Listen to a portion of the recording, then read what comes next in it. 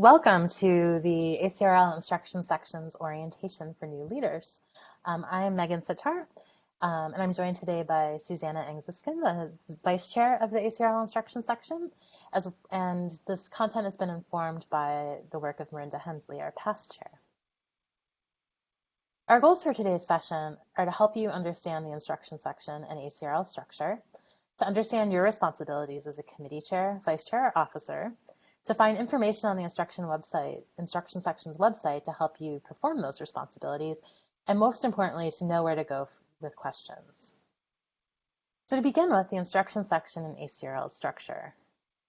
You'll see here that the instruction section is part of ACRL, which is one of the divisions of ALA. There are 16 other sections within ACRL as well. You can see here all of the standing committees of the instruction section, as well as some task forces that are at work this year, including the Diversity and Inclusion Task Force, the Document Review Task Force, and the Building Virtual Community Task Force, which Susanna will say a little bit more about later. All of the work of these committees align with the ACRL Plan for Excellence, which focuses on 4 areas: the value of academic libraries, student learning, research and scholarly environment, and new roles in changing landscapes. The instruction section's mission is to enhance the ability of academic and research librarians to advance learning, teaching, and research with respect to information literacy and higher education.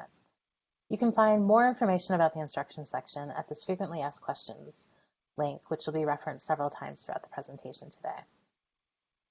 A little bit more about the instruction section. ACRL itself is more than 12,000 members as a division. The instruction section is right around 4,000 members, and that makes us the second largest section, with the University Library section number 1. The instruction section is organized with an executive committee at its leadership. The chair role is a 3-year commitment, with the chair serving as vice chair and then past chair after their year of chairing. The secretary serves 2 years, first as secretary and then as archivist. And then we have 4 members at large who do 2-year staggered terms. As a reminder, all of these are elected positions. You can nominate yourself or a colleague in the spring. And we really encourage, especially people who have served as committee chairs or vice chairs, to consider running for executive committee. It's a very rewarding position, and you learn a lot about the profession through that work.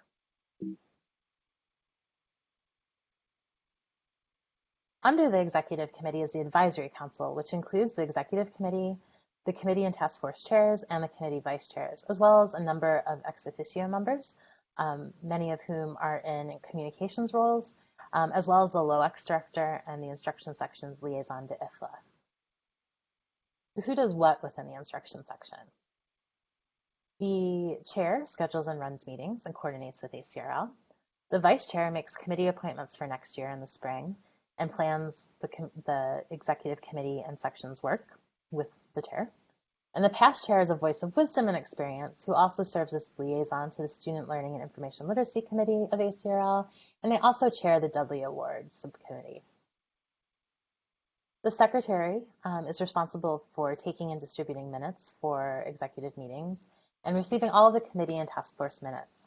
They then become the IS archivist, who organizes all the committee archives from the previous year and add some other tasks, and we're currently adding some other tasks related to management of publications. Our members at large serve as liaisons to different committees, and we'll talk more about that at the end. Again, these are all elected roles. The Executive Committee, again, sets direction for the section each year. We discuss and make decisions on all aspects of section business, and we serve as liaisons to each of the committees and task forces. As liaisons, we can help you navigate questions about policy. We can offer advice on facilitating meetings and managing committee members. And you'll find that the liaison has been added to your committee roster and is a member of your email list. And if anything goes wrong in your committee, and nothing will, I'm sure, they can be your first point of contact for problem solving. Your responsibility as a chair is to really be conscious of how much you're communicating and making sure that you're sharing out the work of your committee. You're also responsible for setting meeting schedules and agendas, conducting those meetings, attending advisory council meetings when they're held virtually, coordinating the committee's work, submitting appropriate documentation to the instruction section, proposing changes to your committee's charge, your projects, and your purpose, and recommending the vice chair for next year. If you're the vice chair, you're sort of in that training role for chair. This role was created to provide continuity and leadership and replaced the co-chair arrangement, except for a couple of task forces where we still do have co-chairs. The chair is responsible for running the group and keeping the vice chair in the communications loop. I wanted to bring to your attention an information gathering and exchange committee. As you start doing your work as a committee, you're likely going to have questions where you want input from the section. And this committee was created last year to coordinate a central survey to bring all of those questions that the committees have together and just do one survey of membership each year rather than having 12 or 20 surveys floating around each year. We've seen an increase in participation rates in this, and it allows that committee to then do a summary report to the section. I'm going to turn it over to Susanna, who's going to talk about some helpful resources. Thanks, Megan. Okay, so the first thing that I want to just suggest as you get started is to really make use of the instruction section website. Chances are, if you have questions about your committee, about what you're supposed to do, about your responsibilities, other people have probably had that question too. So we have a whole page with resources for officers and committee chairs. So I recommend before you even start with your committees, read through those just to kind of see what's out there. And as you get started, you're going to have some first steps. So it's really important that you're aware of the timetable for incoming chairs. So look at that. It'll give you an idea of the work that you'll be doing and the certain things that you have to do throughout the year. If you take a look at it now, you won't get surprised at the end of the year, which is really good. Make sure you coordinate with the outgoing chair because they'll be able to tell you about the status of certain projects, of what they have been working on, and whether you'll be continuing that. It's also really important to coordinate with your committee's vice chair. Remember, you're a team. You're not in this alone. There's a reason we have these vice chairs. Review your committee's charge and its roster so that you understand what you'll be doing. Look at your committee's website. If you see something there that's wrong, you can fix it. At the start, make sure you email the committee and have them introduce themselves. As we're working now in this all virtual environment, it's more important than ever that we really create lasting connections between committee members. And so having them do this, I think, really does help. Your committee listserv should be in place. They should be updated within the first 2 weeks in July. So you'll want to double check that new members have been added. All right, so what you'll be doing as chair is you'll be responsible both for the annual planning and for reporting at the end of the year. The annual planning form should be coming out mid-July. Check your email for a message going to IS Advisory about the updated 2018 form. It's what you plan to do for the year, so that's going to be due August 15th. Now, towards the end of the year, that's when you need to report what you actually did accomplish. It's due 2 weeks after next year's ALA annual conference, and it's incredibly important that you do get it done by the deadline because the instruction section chair has a really short turnaround time and uses these committees' annual reports to write the sections report for ACRL. So I know Megan will really appreciate it when you all get that in on time.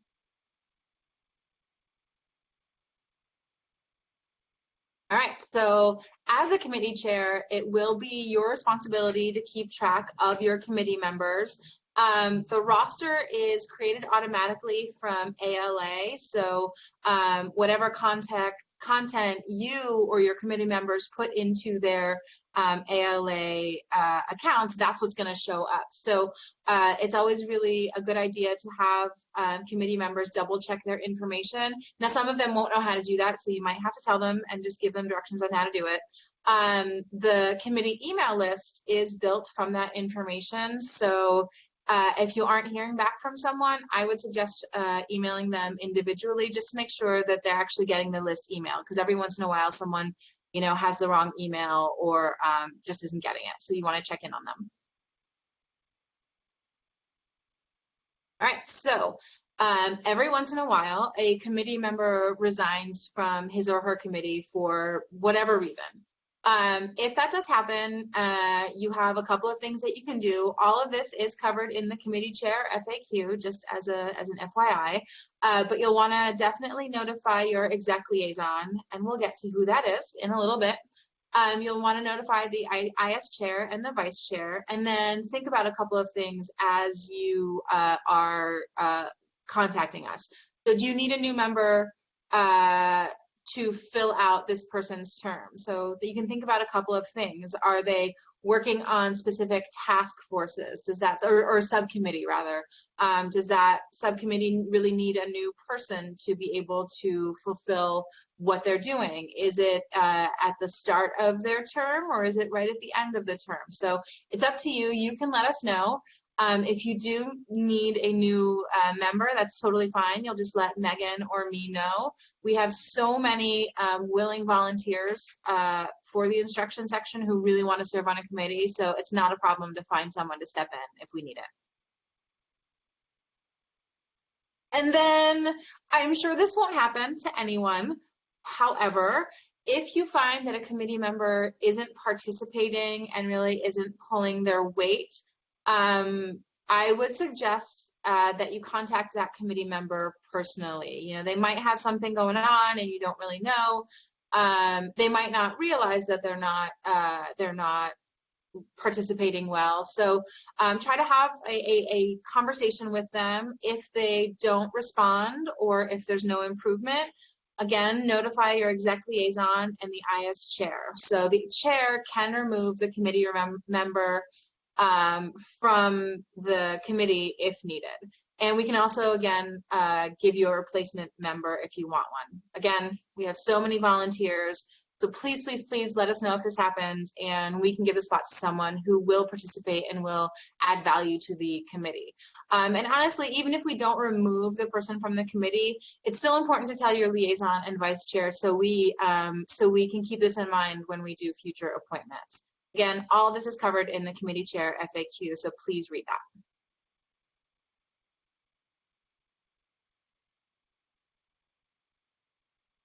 All right, so in terms of conference attendance, this is your reminder that hopefully you know that the instruction section is all virtual now. So we no longer have a conference requirement for anyone to attend ALA, midwinter, or annual, right? We do all of our business online. We have virtual advisory meetings. We have virtual committee meetings. We have virtual exec meetings.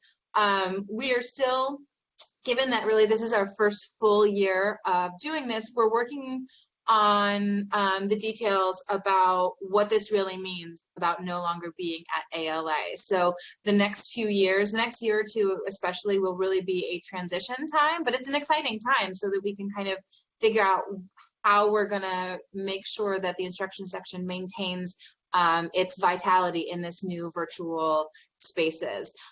We do have a building virtual community task force. They were appointed to help us make plans and recommendations, and they're connecting with committees about their work and how this is working for them. So look out for emails from someone from the building virtual community task force potentially.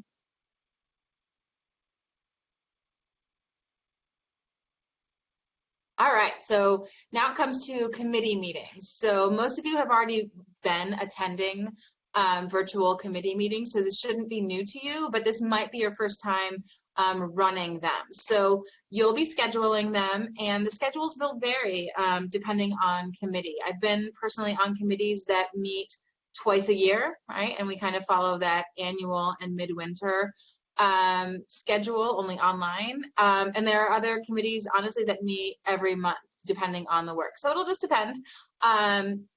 ACRL provides us with different platforms like Adobe Connect and Zoom so that we can have our virtual meetings. As committee chairs, you need to post agendas for all committee meetings to ALA Connect 10 days in advance per the open meeting policy. Each committee has a secretary, and the secretary takes minutes for all the meetings. Your secretary might be new to this committee, so please make sure that you send them the link that we have here for tips for taking minutes. It'll be really helpful and valuable for your committee secretaries. And you may need to remind your secretary of their responsibilities on the committee. Once the meeting is done and the secretary has created the minutes, they're responsible for sharing the minutes with the committee for approval.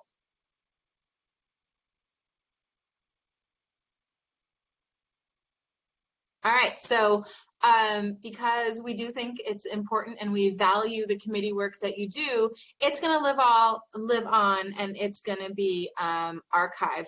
Now, I'll say we've just moved from the previous ALA Connect platform to the new ALA Connect platform. So we're still kind of working on details on how that works.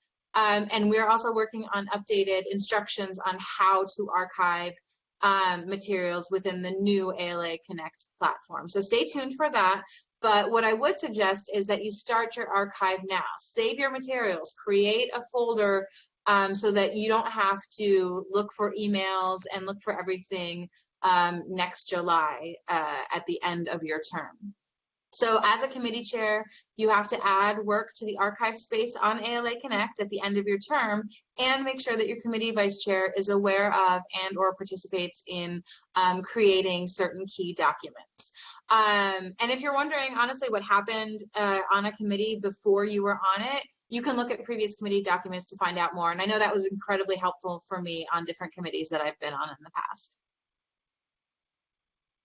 All right, so you may be wondering, hey, when do I need to actually contact exec for approval?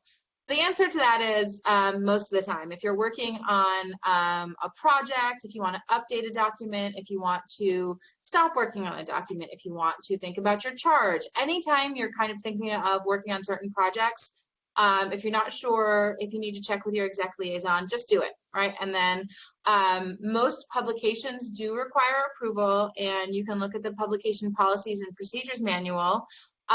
Sometimes your exec liaison can just do the approval by him or herself.